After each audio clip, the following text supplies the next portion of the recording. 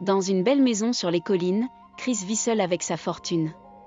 Inventeur d'une application appelée Watchdog Home Security qui permet de contrôler toute la maison depuis son téléphone, il a vendu sa société à Google et a pris une retraite anticipée.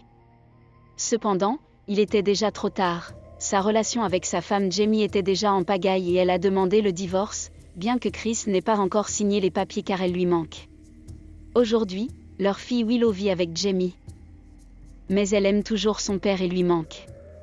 Un soir de pluie, Chris se rend à l'épicerie et voit une traînée d'eau sur le sol qui le conduit à Sky, une jeune femme qui a été surprise par la tempête. Chris lui donne quelques recommandations de vin avant de poursuivre ses propres achats, mais plus tard, il la revoit dehors. Lorsqu'il apprend que son Uber a été annulé, Chris lui propose de la raccompagner, ce que Sky accepte. Quelques instants plus tard, Sky hésite à entrer dans son appartement car elle entend encore sa colocataire Lisa crier. Il s'avère qu'elles se sont disputées et Sky pensait que Lisa serait déjà partie. Chris l'invitait chez lui et Sky refuse d'abord, mais comme les cris ne cessent pas, Sky change d'avis et part avec Chris tandis que son propriétaire Ronald les observe de sa fenêtre. Chez Chris, il partage une glace et montre sa collection de vin à Sky pendant qu'ils apprennent à se connaître. Chris lui parle de son application et lui explique qu'il aime être seul, c'est pourquoi il fait du shopping tard le soir. Sky explique qu'elle était mannequin à Los Angeles mais qu'elle en a eu assez d'être une poupée, alors elle a déménagé ici pour chercher quelque chose de plus satisfaisant. Malheureusement jusqu'à présent elle n'a trouvé qu'un emploi de serveuse au bar Kitty Warren. Quand il se fait tard, Sky pense qu'elle devrait rentrer chez elle, mais Chris l'invitait à rester et ils finissent par s'ébattre toute la nuit. Le lendemain matin, Chris se réveille seul. Sky retourne à son appartement tandis que Ronald continue de l'espionner. Lisa l'engueule pour ne pas l'avoir appelé et l'avoir laissé seule si longtemps, lui révélant que c'est son appartement et que Sky y reste parce qu'elle est plus qu'une simple colocataire. Le reste de la journée, Chris ne peut s'empêcher de penser à Sky. Il se souvient également d'une conversation avec Willow au cours de laquelle il lui a promis de ne jamais la laisser seule, et comment sa femme insiste pour qu'il passe à autre chose. Le soir venu, Chris va chercher Sky au bar où elle travaille. Sky est ravie de le voir, mais avant qu'il ne continue à se lier d'amitié, elle doit admettre qu'elle a menti la nuit précédente, qu'elle est venue ici parce qu'elle fuyait une famille abusive, et qu'elle a l'impression d'être une marchandise endommagée parce qu'elle n'a jamais eu de vraie famille et que, depuis l'âge de 6 ans, elle est passée de foyer en foyer. Chris n'y voit pas d'inconvénient et confie que, même s'il a grandi avec ses parents, il se souciait plus de leurs affaires que de lui, et qu'il comprend donc ce sentiment. Quelques instants plus tard, le duo se rend à la voiture de Chris et trouve Kiju qui essaie de la voler. Chris l'appelle et recule lorsque Kiju devient agressif, mais Sky aggrave la situation en jetant sa bouteille de bière sur le voleur. Furieux, Kiju répond en frappant la jambe de Chris jusqu'à ce qu'il la casse. Après une nuit passée à l'hôpital, Sky aide Chris à rentrer chez lui car il est en fauteuil roulant jusqu'à ce qu'on lui enlève le plâtre de la jambe. Sky se sent coupable et veut aider davantage, alors Chris décide de l'engager comme nouvelle infirmière et lui dit d'aller chercher toutes ses affaires dans son appartement. Pour qu'elle puisse rentrer dans la maison à son retour, il lui donne également les codes du système. Lorsque Sky arrive à son appartement, elle trouve Ronald qui dit à Lisa qu'elle était plus heureuse avant que Sky n'entre dans sa vie. Sky fait partir Ronald en lui reprochant de les espionner, puis Lisa en profite pour crier à nouveau sur Sky, la suppliant de ne pas la quitter. Sky promet qu'elle ne le fera pas et toutes les deux s'amusent à se réconcilier. Quelques instants plus tard, Sky est de retour chez Chris et passe la journée à s'occuper de lui, et Chris est tellement distrait par la présence de Sky qu'il ne remarque pas l'appel de Jamie. Au moment d'aller se coucher, Chris dit à Sky qu'il l'aime, mais celle-ci met cela sur le compte des médicaments. Le lendemain matin, alors que Chris dort, Sky s'empare de son téléphone et l'emporte après l'avoir déverrouillé avec son visage. Pendant ce temps, Ronald se rend à l'appartement de Lisa pour demander le montant du loyer. Comme personne ne répond, il utilise le passe-partout pour entrer et est choqué de trouver Lisa morte dans la baignoire. La police est bientôt là et explique qu'il semble que Lisa ait mis fin à ses jours, alors Ronald leur dit que c'est probablement parce que Sky l'a quitté. Ronald leur répond que c'est probablement parce que Sky l'a quitté. Cependant, les policiers sont soupçonneux car ils ne trouvent aucune trace d'une femme nommée Skyler Webb dans leur base de données. ce qui fait réaliser à Ronald qu'il n'a jamais vu de carte d'identité de cette femme. Un groupe de journalistes arrive alors pour couvrir l'affaire et Ronald essaie de profiter de l'occasion pour promouvoir ses propriétés, mais il est ignoré. Quelques heures plus tard, Chris reçoit un appel de Jamie, qui est surprise de voir que Chris est plutôt froid au lieu d'être simpliste. Chris lui parle de sa jambe et lui demande d'amener Willow vendredi, promettant que les papiers du divorce seront signés d'ici là. Par la suite, Chris profite que Sky prend une douche pour regarder dans son sac à main et découvre des photos de Sky et Lisa ensemble. Sky le prend en flagrant délit mais n'y voit pas d'inconvénient, comprenant le besoin de mieux connaître quelqu'un. Dans la soirée, il s'amuse à nouveau, mais lorsque Chris s'endort, Sky va passer la nuit dans la chambre de Willow. Le lendemain matin, Chris se réveille et constate que Sky a disparu. Il ne trouve pas son téléphone et la tablette qui ne fonctionnent pas, mais au moins l'écran principal de la maison fonctionne, et Chris apprend aux informations que Lisa est morte. À ce moment-là, Sky rentre à la maison et Chris lui parle de Lisa, mais Sky s'en moque. En fait, elle admet négligemment que c'est elle qui l'a tuée. Chris pense qu'elle plaisante, mais Sky explique rapidement tout. Elle n'a jamais aimé Lisa, elle se servait d'elle à cause de son appartement. C'était l'endroit idéal pour espionner Chris et connaître toutes ses habitudes.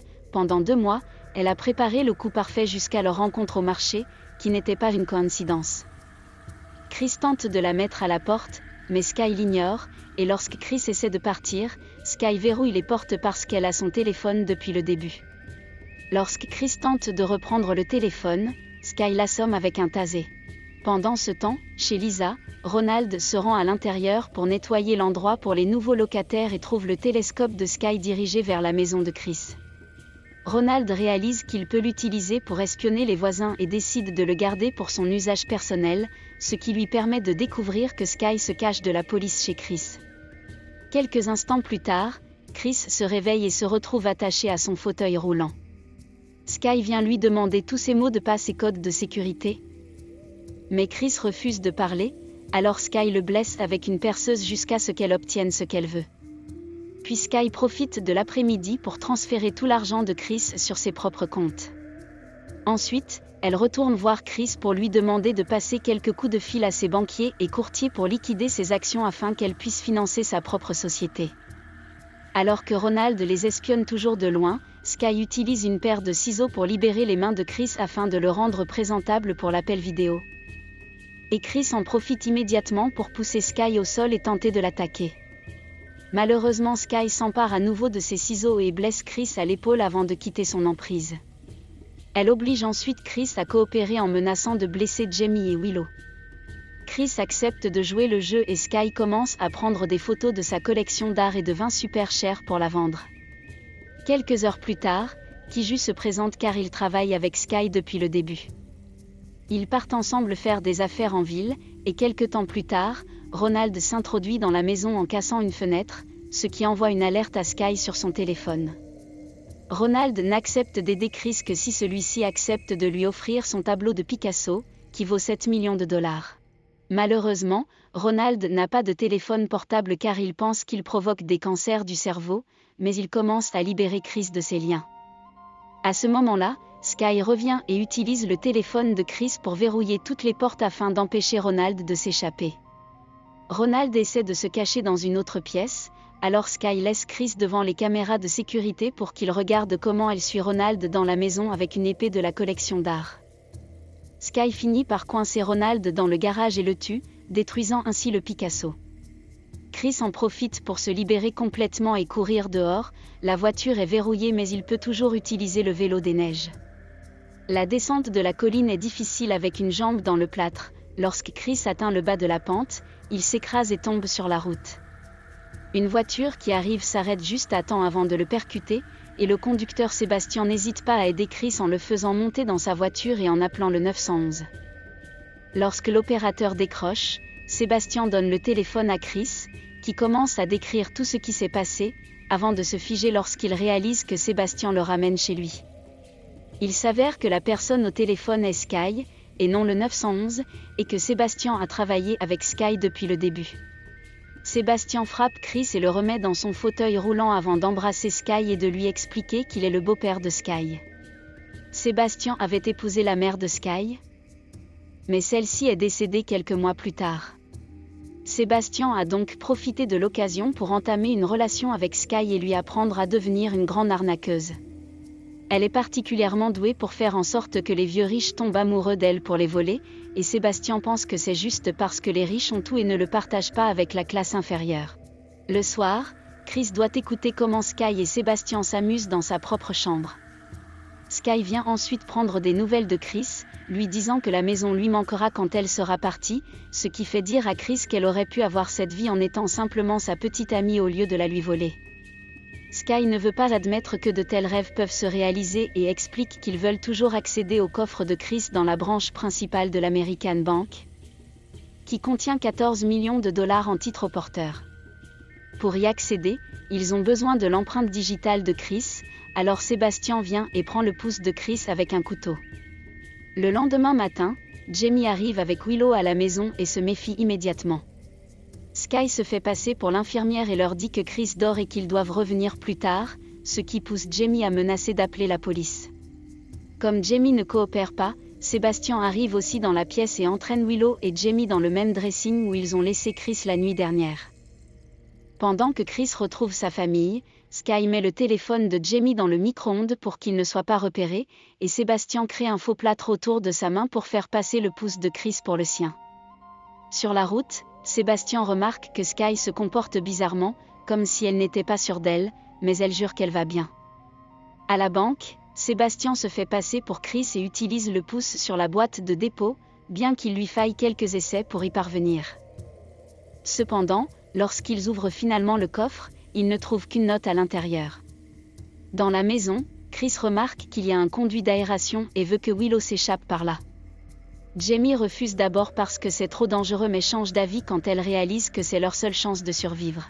Chris s'assure que Willow se souvient que le code de verrouillage est celui de son anniversaire, puis il la place sur la bouche d'aération pour l'envoyer hors du bâtiment. Après, Chris raconte à Jamie tout ce qui s'est passé, et Jamie explique que les criminels ne trouveront pas les obligations parce qu'elle les a prises. Son avocat lui avait conseillé de le faire pour avoir un moyen de pression au cas où Jamie refuserait de payer le montant correspondant lors du divorce. Chris se rend compte que les criminels vont bientôt revenir pour demander les cautions et tente de dire à Willow de revenir. Mais il est trop tard, elle est déjà sortie du bâtiment et rentre dans la maison par la porte principale. Sky et Sébastien la voient sur les caméras de sécurité du téléphone et se précipitent dans la maison pour en finir une fois pour toutes. Sébastien donne son arme à Sky et confirme que le placard est vide, et lorsqu'il traverse le couloir, Chris lui saute dessus pour l'attaquer pendant que Willow et Jamie se cachent dans une autre pièce. Comme Chris est encore faible et blessé, il est très facile pour Sébastien de le maîtriser, donnant à Sky le temps de les rejoindre et de pointer son arme sur Chris, exigeant de savoir où est Jamie. Sébastien continue de crier à Sky en lui demandant de tirer sur Chris, ce qui fait craquer Sky après des années d'abus et la pousse à tirer sur Sébastien à la place. Chris profite de la distraction pour poignarder Sky et récupérer son téléphone avant de s'enfuir. En utilisant l'application qui contrôle la maison, il met de la musique assez fort pour couvrir tous les bruits qui pourraient le trahir et éteint les lumières. Mais il peut toujours voir Sky grâce aux caméras thermiques. Alors que Sky est à sa recherche, Chris lui embrouille l'esprit en activant toutes sortes de choses dans la maison, comme ouvrir les fenêtres et allumer la cheminée. Lorsque Sky passe enfin devant sa porte, Chris lui saute dessus et lui fait lâcher son arme avant de la combattre au sol. Sky le maîtrise facilement à cause de ses blessures, ce qui incite Jamie à sortir pour la combattre aussi. Sky poignarde Jamie à la jambe et Chris répond en l'attaquant avec l'épée, mais quand Sky est sur le point de les tuer tous les deux, elle tombe soudainement au sol. Il s'avère que Willow est sortie aussi et a fait bon usage de l'arme. Les sirènes de police se font entendre à l'extérieur, et Jamie emmène Willow à leur rencontre. Alors que Chris traîne son corps sur le sol pour les rejoindre, Sky l'appelle par son nom et admet que son vrai nom est Margaret avant de mourir.